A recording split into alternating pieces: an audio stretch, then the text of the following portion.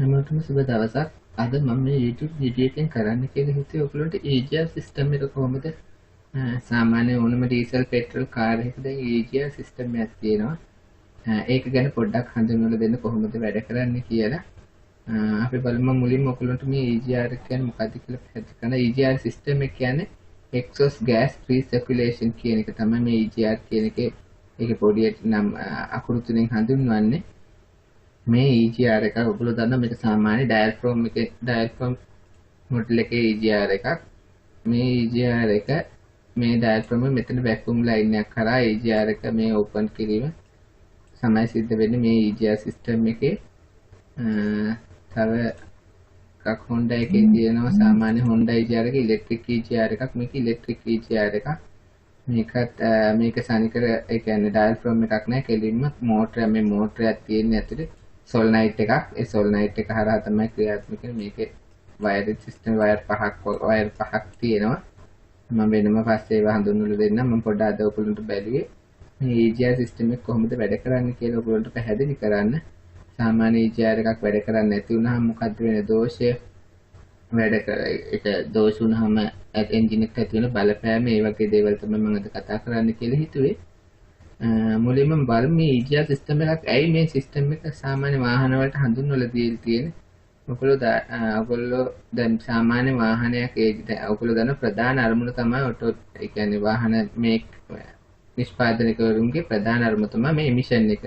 Emission එක අඩු කරගන්න මේ EGR එක හඳුන්වලා දෙනවා. කියන්නේ වායුගෝලයට පිට වෙන අහිතකර වායු ඒ කියන්නේ ඔයගොල්ලෝ දන්න NOx එමිෂන් එක රෙඩියුස් කරන්න තමයි ප්‍රධානම අරමුණ වෙලා තියෙන්නේ. ඒ වගේම EGR එකකින් වාහනේ එන්ජින් එකේ ටෙම්පරේචර් එක රෙඩියුස් කරන්නත් හදලා ඒ කියන්නේ එන්ජින් එක හයි RPM එකේදී එන්ජින් එක අධික හීට් එකක් ඇති වෙන්න පුළුවන්. ඒ ඇති වෙන හීට් එක අඩු කරගන්න මේ EGR එක උපයෝගී කරගෙන තියෙනවා. මම ඔයගොල්ලන්ට දැන් පැහැදිලි කරන්නම් කොහොමද මේ EGR සිස්ටම් එක වැඩ කරන්නේ කියලා. මේක සාමාන්‍ය මේ ඔයගොල්ලන්ට පේන මේ EGR එක සාමාන්‍ය තර රූප සටහනක්. මේකේ මම ඔයගොල්ලන්ට පැහැදිලි කරන්නම් EGR එක කොහොමද වැඩ කරන්නේ කියලා. ඔයගොල්ලන්ට පේන මේ පිස්ටන් එක කියන්නේ අපේ එන්ජින් එක. එන්ජින් එකේ තියෙන පිස්ටන් වැල්ව් එක. මෙතන ඉන්ටේක් මැනිෆෝල්ඩ් එක මේ බටර්ෆ්ලයි එක ඔයගොල්ලෝ දන්නවා. මෙතන මේක හරහා තමයි එයා ඇතුල් වෙන්නේ. මේ තමයි EGR වැල්ව්. මම ඔයගොල්ලන්ට අර පෙන්නපු මේ ඩයෆ්‍රම් මොඩල් එකේ ඒ කියන්නේ පළවෙනි ගෲප් සටහන පෙන්නපු EGR එකක්. මෙතන මේ සොලනයිට් එක හැම එකකම ඔයගොල්ලන්ට පේනවා ඉංග්‍රීසි වලින් දාලා තියෙන්නේ. මේ ඔයගොල්ලන්ට ඒක බලා ගන්න පුළුවන්. මේක මේ එක්සෝස් මැනිෆෝල්ඩ් එක.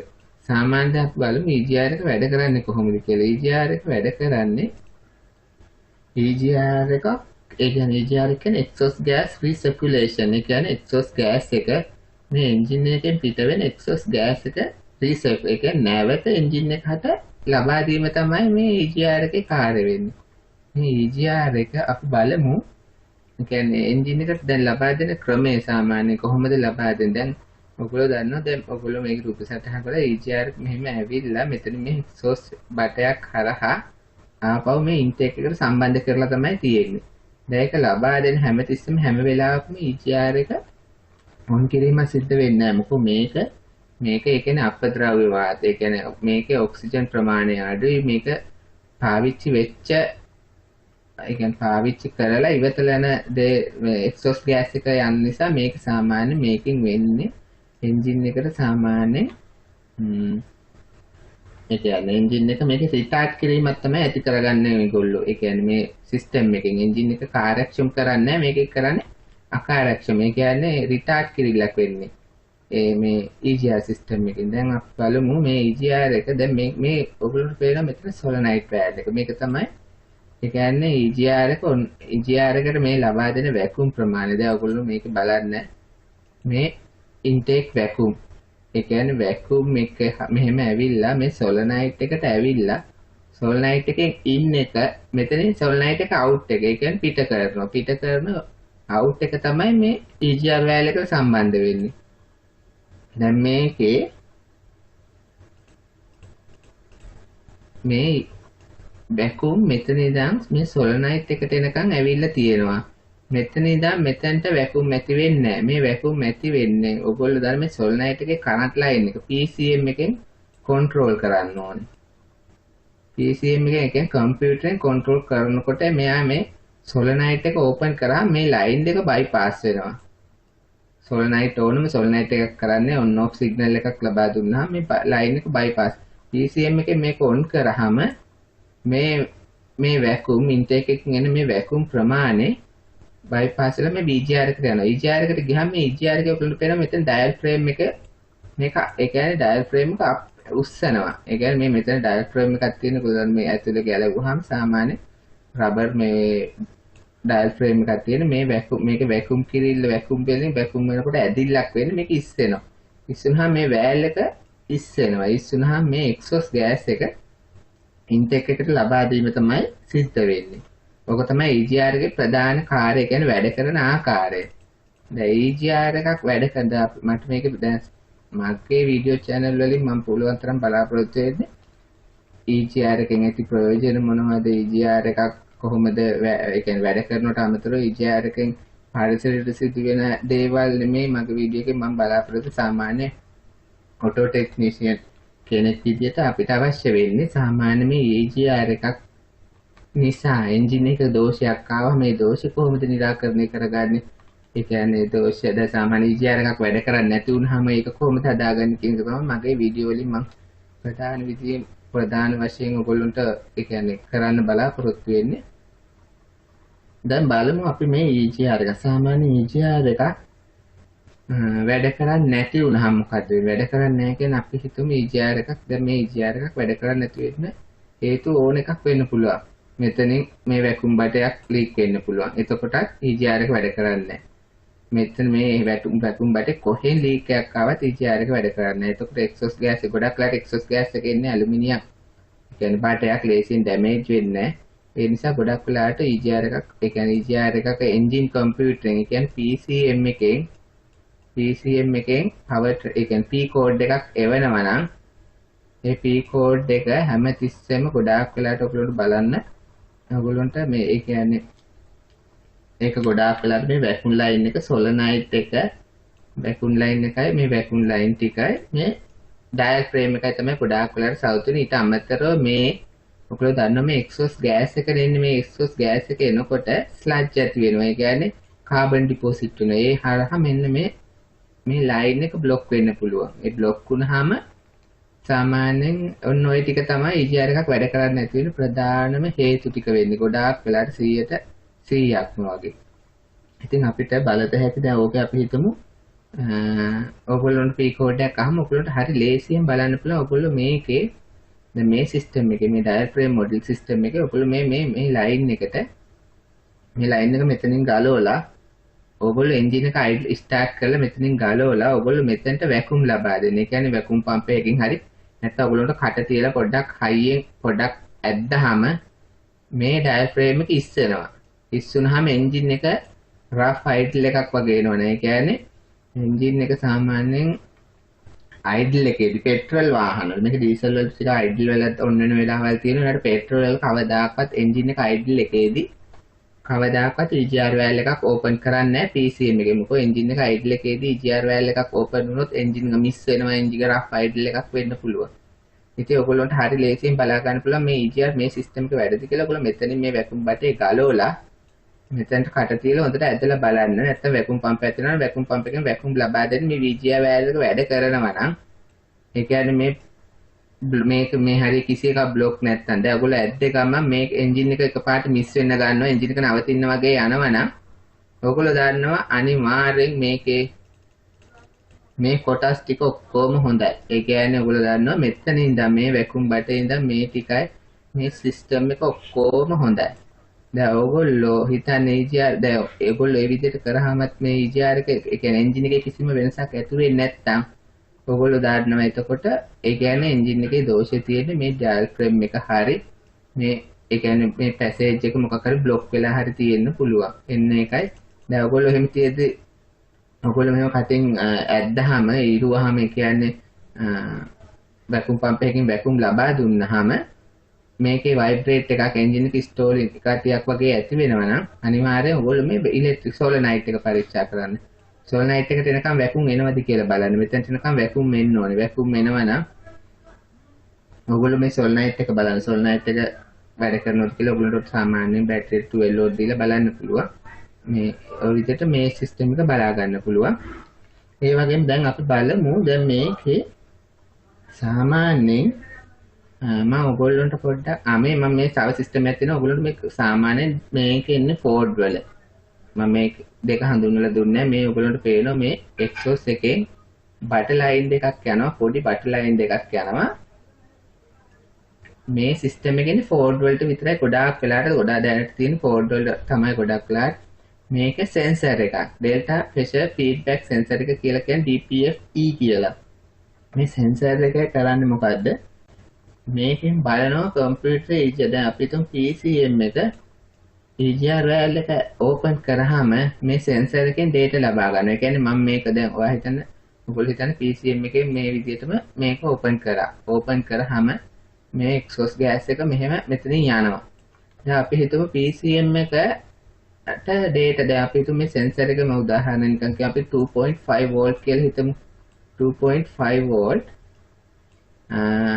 සිග්නල් එකක් තියෙනවා කම්පියුටරේ. දැන් EGR වෑල් එක ඕපන් කරන්නේ නැති වුනහම නිකන් normal වෝල්ට් එක. ඕගොල්ලෝ හිතන්න PCM එකෙන් මේක ඕපන් කරපු ගමන් මේක වෝල්ට් එක 4 වෝල්ට් වෙනවා. ඒ කියන්නේ වෝල්ට් එක වැඩි වෙනවා. 4 වෝල්ට් වෙනවා. කෙලින්ම ඒ කියන්නේ ඒතකොට කම්පියුටරේ දාන්නවා. PCM එක කම්පියුටරේ දාන්නවා. හරි මම EGR වෑල් එක ඇරියා. EGR වෑල් එක ඇරියා සෙන්සර් මේව ඔක්කොම ඒ කියන්නේ පැසේජ් සෙන්සර් එකෙන් කියනවා මෙතන. හැබැයි මෙහෙමයි මේ සෙන්සර් එකෙන් කිව්වට මේ සෙන්සර් එකේ තියෙන විදිය බැලුවාම අපිට කියන්න බෑ.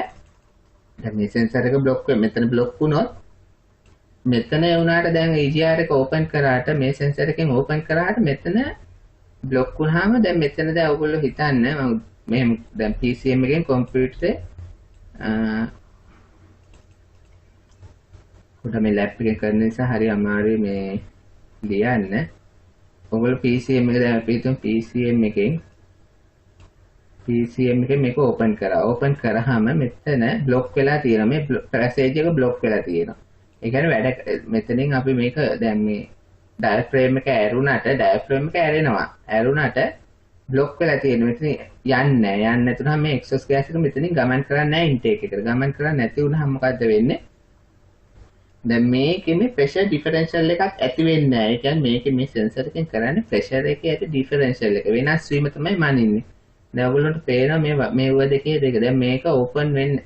දැන් ඕපන් වුණොත් තමයි මේ දෙකේ අතර වෙනසක් ඇති වෙන්නේ. මේකයි මේ හෝස් එක අතර වෙනසක් ඇති වෙන වෙනස තමයි මේ සෙන්සර් එකෙන් කියන්නේ. DPF සෙන්සර් එකෙන් කියන්නේ. දැන් ඔයගොල්ලෝ මේ PCM එකෙන් මේක ඕපන් වුණාට වෙනසක් ඇති වෙන්නේ නැහැ. මෙතන බ්ලොක් කරලා තියෙනවා. එතකොට මෙතන අපි උදාහරණයක් හිතමු මේ එක බටේක PSI එකක් පෙන්නනවා කියලා. මේ බටේත් එතකොට PSI එකයි පෙන්නන්නේ. දැන් මේ PCM එකෙන් මේ සොලනයිට් එක ඔන් කරපු ගමන් මෙතන බ්ලොක් වෙලා නැත්තම් ඔයගොල්ලෝ හිතන්නේ මෙතන බ්ලොක් වෙලා නැත්තම් මේ PSI එක 0 PSI වෙනවා. බින්දුව. ඒ ප්‍රෙෂර් එක තමයි මේ සෙන්සර් එකෙන් මැනලා PCM එකට කියන්නේ. ඒ කියන්නේ කම්පියුටරේට කියන්නේ හරි මෙච්චර මේ මම ඒ කියන්නේ EGR එක ඕපන් කරා හරි සිස්ටම් එක හොඳට වැඩ කරනවා කියලා PCM එක දැනගන්න. ඒතකොට කිසි ෆෝල්ට් කෝඩ් එකක් එන්නේ නැහැ. දැන් අපි හිතමු දැන් මේකේ ওই විදිහටම මේ දැම්මම දැන් මේ PSI එකක් අපි તો මෙතන PSI එකයි මෙතන PSI එකයි පෙන්නන්නේ. මොකෝ ඇරි ඕපන් කරාම PCM එකෙන් කම්පියුටර් එක ඕපන් කරා මෙතන බ්ලොක් නිසා මේ PSI එක වෙනස් වෙන්නේ නැහැ. ඒකට කම්පියුටර් මොකද කරන්නේ? P කෝඩ් එකක් එනවා මේ EGR සිස්ටම් එක malfunction කියලා සිස්ටම් එක malfunction කියලා මේ P කෝඩ් එකක් වෙනවා. ඒකට අපි ඩයග්නොස් කරන්න ඕනේ මොකද්ද මේකේ ලෙඩේ කියලා. ඔය විදිහට ඒක බලන්න පුළුවන්. එතකොට තව සිස්ටම් දැන් අපි හිතමු හරි දැන් අපි දැන් ඔයගොල්ලෝ උදාහරණයක් හිතන්න දැන් Toyota car, Nissan car ඔය EGR තියෙනවා. ඒවැ මේ DPF සිස්ටම් එක නැහැ. ඒකට අපිට කම්පියුටරෙන් බලන්න බෑ. ඒ කියන්නේ ස්කෑන් ටූල් එකෙන් බලන්න බෑ. මේ සිස්ටම් එකේ ස්කෑන් ටූල් එකෙන් බලන්න පුළුවන්. මොකෝ ඔයගොල්ලෝ හිතන්න මේ සිස්ටම් එකේ දැන් මෙතනට ඔයගොල්ලෝ කටින් වැකුම් දැන් අපි හිතමු වැකුම් පම්ප් එකකින් වැකුම් දීලා ස්කෑන් ටූල් එකේ ඔයගොල්ලෝ ස්කෑන් ටූල් එකේ බලනවා මේ DPF ප්‍රෙෂර් සෙන්සර් එකේ වෝල්ට් එක. අපි හිතමු 2.5 පෙන්නනවා. උදාහරණයට ඔයගොල්ලෝ හිතන්නේ 2.5 පෙන්නනවා මේ DPF එකේ වෝල්ටේජ් එක. ඔයගොල්ලෝ මෙතන වැකුම් පම්ප් එකකින් මේ EGR එක ඕපන් කරනවා. ඔයගොල්ලෝ මැනුවලි නිකන් කටින් එතකොට මේක මේ DPF sensor එක scan tool එකේ 4 volt වෙන්න ඕනේ. 4 volt වගේ අතරේට අගයකට එන කියන full open වුණාම ඒ වගේ අගයක් වෙන. එතකොට ඔයගොල්ලෝ දන්නවා හරි system එක හොඳයි. මේ ඔක්කොම හොඳයි. දෝෂේ තියෙන්නේ කම්පියුටරේ මෙතන control ඒ කියන්නේ කම්පියුටරෙන් control කරනවාද කියලා බලන්න ඕනේ. PC එකේ wire දෙකක් වෙන wire එකක් කැඩලා වෙන්නත් පුළුවන්.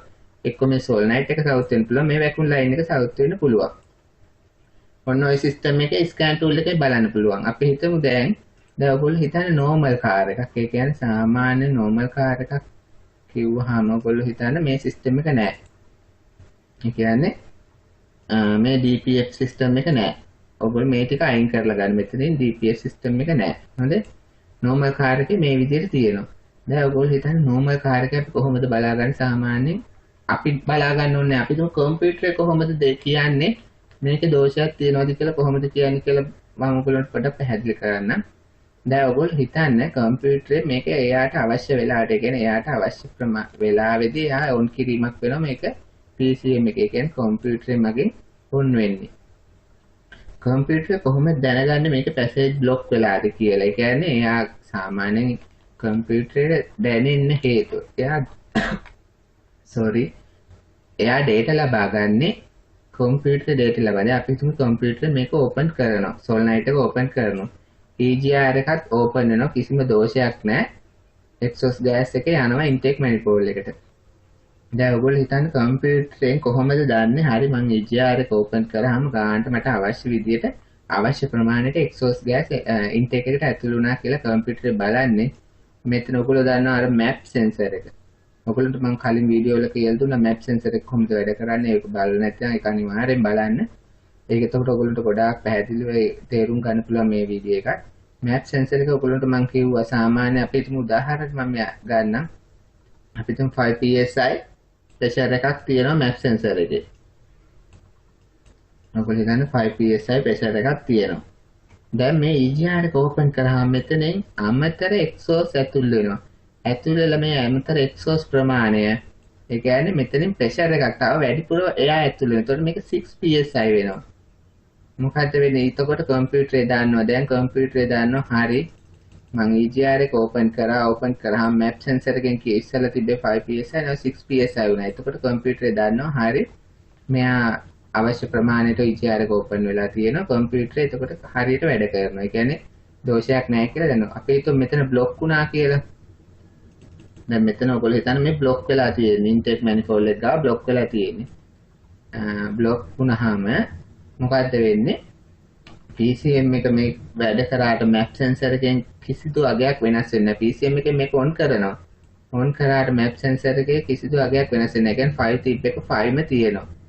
එතකොට PCM එක දාන්නවා. හැබැයි PCM එක දන්නේ නැහැ මෙතන block වෙලාද. PCM එකට ඒක අදාළ නැහැ. PCM එකට මේ vacuum පටයක් ගැලවිලාද. මේ වයර් එකක් කැඩිලාද කිසිම එකක් PCM එකට අදාළ නැහැ.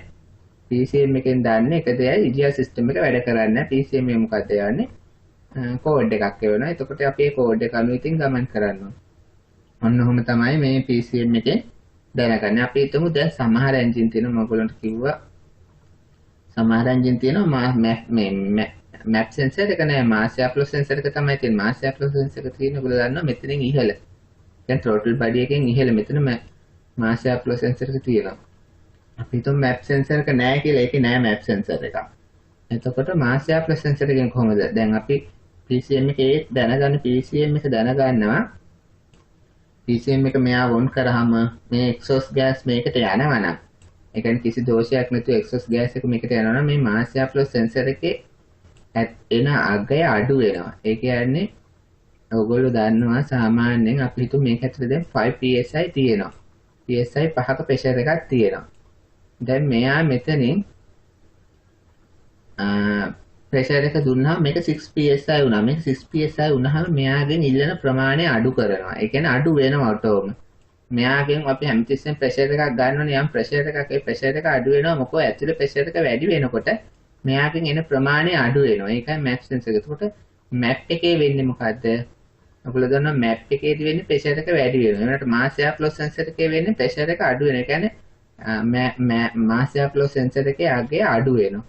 ඔන්න ওই දෙක කරුණු දෙක ඒ කියන්නේ ওই sensor වල data අනුව PCM එක දැනගන්නවා අපිට දැන් ওই සෙන්සර් වල දත්ත අනුව PCM එක ඒ කියන්නේ PCM නෙමෙයි EGR සිස්ටම් එක හොඳට වැඩ කරනවා කියලා PCM එක දැනගන්නවා. ඔයගොල්ලෝ හිතන්න ඔයගොල්ලෝ ගාව හොඳ ස්කෑන් ටූල් එකක් තියෙනවා කියලා. ඔයගොල්ලන්ට හොඳ ස්කෑන් ටූල් එකක් තියෙනවද? අපි හිතමු EGR එක P කෝඩ් එකක් ආවා. ඒ කියන්නේ EGR එකේ අපි හිතමු මොකක් හරි දෝෂයක් ආවා කියලා දානවා. ඔයගොල්ලන්ට පුළුවන් ස්කෑන් ටූල් එකෙන් කෙලින්ම බයි ඩිරෙක්ෂන් ඒ කියන්නේ බයි ඩිරෙක්ෂන් මොඩල් තියෙනවා. ඒ කියන්නේ කන්ට්‍රෝල් කරන්න පුළුවන්. EGR එක කන්ට්‍රෝල් කරන්න පුළුවන්. අපි හිතමු ස්කෑන් ටූල් එකෙන් කන්ට්‍රෝල් කරනවා මේ සොලනයිට් එක ඕපන් කරනවා. ඕපන් කරලා ඔයගොල්ලන්ට ස්කෑන් ටූල් එකේ ෆීඩ් වලින් බලන්න පුළුවන් ස්කෑන් ටූල් ෆීඩ් වලින් මැප් සෙන්සර් එකේ අගය දාගෙන ඔයගොල්ලෝ මේක ඔන් කරාම මැප් එකේ අගය වැඩි වෙනවා නම් ඒ කියන්නේ ඔයගොල්ලෝ මේක ඔන් කරපුවාම මැප් එකේ මේ 5 psi පෙන්නපු එක 6 psi වුණා නම් ඔයගොල්ලෝ දන්නවා මේ සිස්ටම් එකේ කිසි දෝෂයක් නැහැ. ඔයගොල්ලෝ හොයලා බලන්න ඕනේ මොකෝ P කෝඩ් එක ආවේ එන්න හේතු තියෙනවා. අපි හිතමු EGR එකම වෙන්න ඕනේ නැහැ P කෝඩ් එකක් එන්න. අපි හිතමු දැන් උදාහරණයක් ඔයගොල්ලෝ හිතන්න මේ මාස්ටර් ෆ්ලෝ සෙන්සර් තියෙන එක. මාස්ටර් ෆ්ලෝ සෙන්සර් මැප් එකම ගමුකෝ මැප් එක තියෙන එක. වැකියුම් ලීක් එකක් ආවත් සමාඩාට එක එක සිස්ටම් වලින් සිස්ටම් වලට වෙනස්.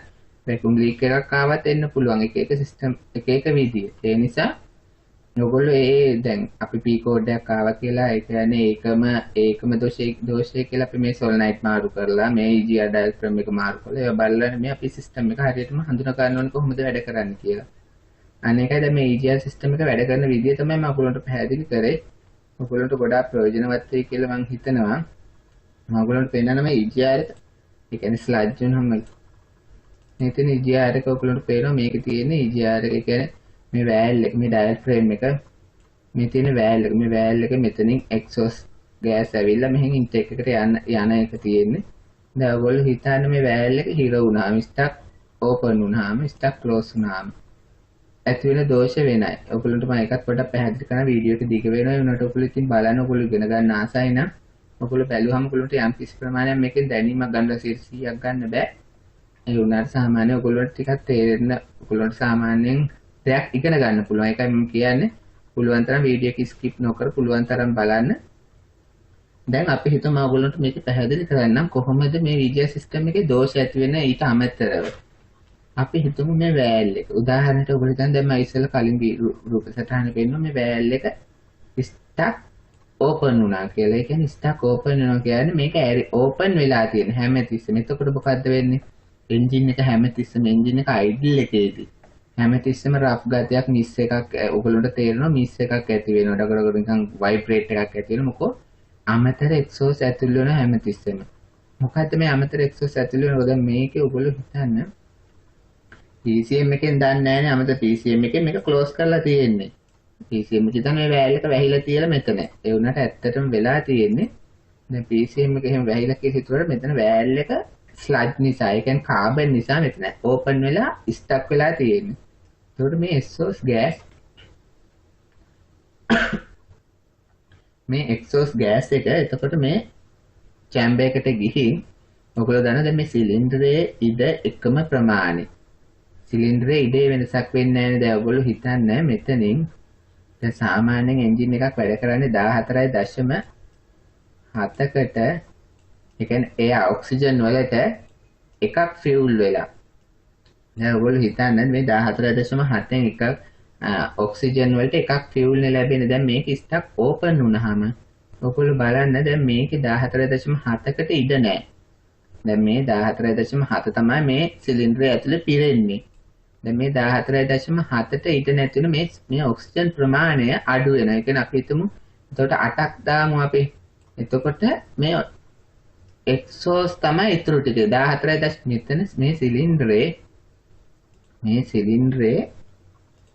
14.7කට ඉඩ තියෙනවා. ඉඩ තිබ්බට දැන් මෙතනින් එක්සෝස් ගෑස් එක්ක මික්ස් වෙලා ඉන්නේ. මික්ස් වුණාම ඔයගොල්ලෝ හිතන්නේ මේ 14.7ම පිරෙනවා.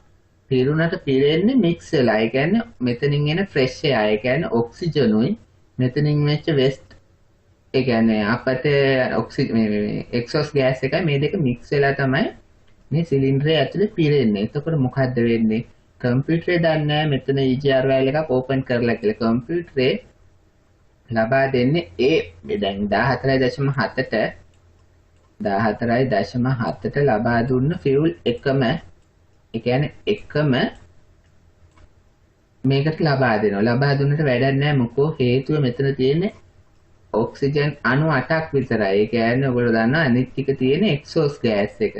දැන් එතකොට මොකද වෙන්නේ මෙතනින් 8ට එකක් තමයි අනුපාතය වෙන්නේ. ඔයගොල්ලන්ට පේනවා දැන් මෙතනදී 8ට එකක් අනුපාතය වුණාම එන්ජින් එක මොකද්ද වෙන්නේ රිච් වෙනවා. රිච් වුණාම දැන් ගොඩක් වෙලාට ඒකයි EGR එකක් ඕපන් වුණාම ඔයගොල්ලෝ බලන්න උදේ හරි දුම වැඩි නිකන් සයිලන්ස් එක ඔයගොල්ලන්ට ටිකක් බලන්න පුළුවන් මේ මොනවාද ෆියුල් ඒ කියන්නේ පෙට්‍රෝල් වල සුවඳ වැඩි නිකන් ඔයගොල්ලන්ට බලන්න පුළුවන් මේ එන්ජින් එක රිච් මේ EGR එක මේ ස්ටක් ඕපන් වුණාම මේ වගේ දෝෂ ඇති වෙනවා.